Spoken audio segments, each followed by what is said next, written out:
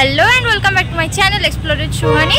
आज के আমি যাচ্ছি আরামবাগের পাশের একটা গ্রাম ভাদুর নামে, সেখানে একটা পীরের মেলা হয়, তো সেখানেই আজকে আমরা যাচ্ছি। আগে এই মেলার কথা শুনতাম, কিন্তু আগে যাওয়ার সুযোগ হয়ে ওঠেনি।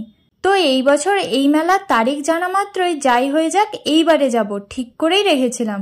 সেই মতন যাচ্ছি এই মেলাতে। মেলায় যাওয়ার ঠিকানাটা একটু বলি। আরামবাগ থেকে সবার আগে আসতে হবে ভাদুর মোড়, ওখান থেকে ডান দিকে যেতে হবে এই মেলা প্রাঙ্গণে। এই মেলাটি হয় জঙ্গলের ভেতরে, সম্ভবত এই জঙ্গলকে বিরামপুর জঙ্গল বলা হয়। এখানে মেলার এরিয়ার অনেক দূর আগেই দেখলাম একজন পাঁপড় আর কাটি ভাজা বিক্রি করছিলেন। তারপর আরও এগিয়ে যাই, দেখি একটা ছোট্ট বোন ধূপকাঠি বিক্রি করছে, আর এখানে দেখি সবাই এইখানে বাইক পার্কিং করছে। আমরা তো একদম বাইরেই পার্কিং করে এলাম। তারপরে দেখলাম একজন দম্পতি আচার বিক্রি করছিলেন। আর এই মেলা আমরা গিয়েছিলাম জিগারদার সাথে, আর ঢুকতেই এই ধরনের খেলনা পাওয়া যাচ্ছিল। এরপর আরও বিভিন্ন রকমের দোকান ছিল, যেমন ব্লাউজ, ফুচকা, বিছানার চাদর, আখের রস, এছাড়াও আরও অনেক কিছু। আর যেহেতু পীরের মেলা, তাই মাটির ঘোড়াও বিক্রি হচ্ছিল। ইন্টারেস্টিং জিনিস কি জানেন, এখনো মেলাতেই ঢুকিনি। এরপর আস্তে আস্তে মূল মেলার দিকে এগিয়ে যাচ্ছি। যাওয়ার পথে দেখলাম বেশ কিছু দোকান, যেখানে পানীয় বা ঠান্ডা জাতীয় খাবার পাওয়া যাচ্ছিল। এখন ঢুকে পড়েছি মেলাতে। এবার যদি আমি প্রতিটা দোকান ভিডিও করে বলতে থাকি, তাহলে ভিডিওটা মোটামুটি 3 ঘন্টা বা তার থেকেও বড় হয়ে যাবে, কারণ মেলাটা অনেকটাই বড়। তাই কিছু কিছু করে পুরোটা দেখানোর চেষ্টা করছি। এখানে দেখলাম মাটির জিনিসপত্র পাওয়া যাচ্ছিল। আর এইটা দেখুন, বলছে এটা ধারণ করলে নাকি মাথার যন্ত্রণা কমে যাবে, ইত্যাদি ইত্যাদি আরো অনেক কিছু। তো এইটা কতটা সত্যি সেটা জানি না, আপনারা এসবে বিশ্বাস করেন? জানাবেন কমেন্টে। আর এটা হচ্ছে একটা কাউন্টার, যেটাই দান সংগ্রহ করা হচ্ছিল। প্রজাপিতা ব্রহ্মকুমারী ঈশ্বরীয় বিশ্ববিদ্যালয়ের তরফ থেকে একটা কাউন্টার ছিল। উচ্চারণ করতে আমার দাঁতে ব্যথা হয়ে গেল।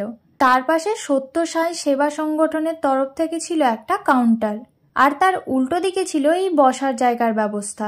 এরপর হঠাৎ একজনের সাথে দেখা হয়ে যায়। তিনি আমাকে চিনতে পেরে আমার সাথে এসে কথা বলেন।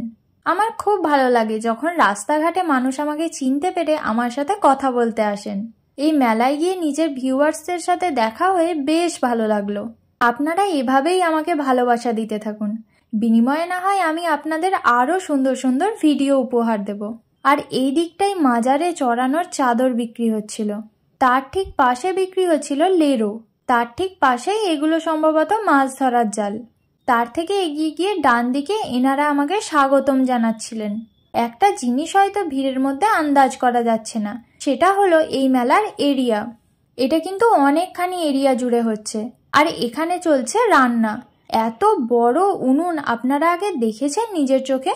এতে রান্না হচ্ছে খিচুড়ি, বাঁধাকপির তরকারি, যেটা তাবারক বা প্রসাদ হিসাবে খাওয়ানো হয়। আর এই খিচুড়ি খান হাজার হাজার মানুষ।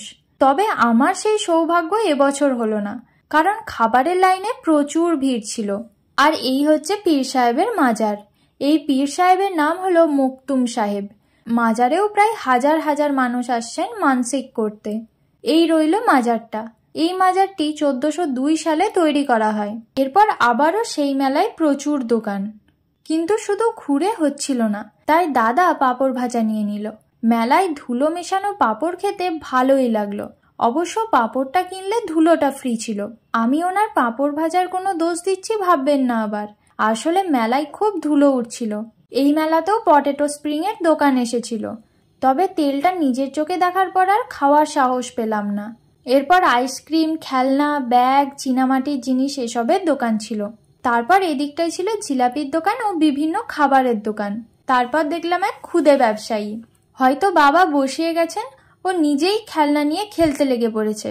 এরপর প্রচুর প্রচুর হরেক মালের দোকান ছিল, যার মধ্যে মেয়েদের সাজের জিনিস আর ব্যাগের দোকানও ছিল। এরপর ওখান থেকে বেরিয়ে আসি খাবারের দিকে। এদিকে রেস্টুরেন্ট সহ আরও অনেক খাবারের দোকান ছিল। তার উল্টো দিকে ছিল মাটির জিনিস আর মেয়েদের জামা কাপড়ের দোকান। এছাড়াও ছিল রান্নার কাজে ব্যবহৃত বিভিন্ন রকমের জিনিস, আবার লোহার জিনিসও ছিল। আর বিভিন্ন রকমের রাইডস তো ছিলই।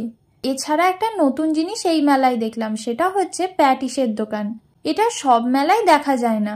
এরপর বাইরের দিকে যেতে যেতে ট্যাটুর দোকানও দেখলাম। তারপর দাদা দাঁড়িয়ে পড়লো জিলাপি নেওয়ার জন্য। ঝিলাপি নিয়ে দেখলাম এখানে স্টেজও রয়েছে, যেটার সামনে বসে অনেকে প্রোগ্রাম দেখছিলেন আর স্থানীয় মানুষরাই প্রোগ্রাম করছিলেন। ভদ্রলোকের গলা কিন্তু বেশ ভালো। এরপর ফিরবো বাড়ি। তবে এখানে সমস্ত দোকান অনেক বেশি পরিমাণে রয়েছে, এইটুকু বলতেই হবে। মেলাটা আমার কিন্তু খুব ভালো লাগলো। তবে আমি একটা বিনা পয়সায় আপনাদেরকে অ্যাডভাইস দিচ্ছি, সেটা হলো আপনারা যারা পরের বছর এই মেলাতে আসবেন তারা কিন্তু প্রত্যেকে অবশ্যই একটা করে মাস্ক নিয়ে আসবেন, কারণ মেলাটাই এত পরিমাণে ধুলো যে শ্বাসকষ্ট আরম্ভ হয়ে যেতে পারে।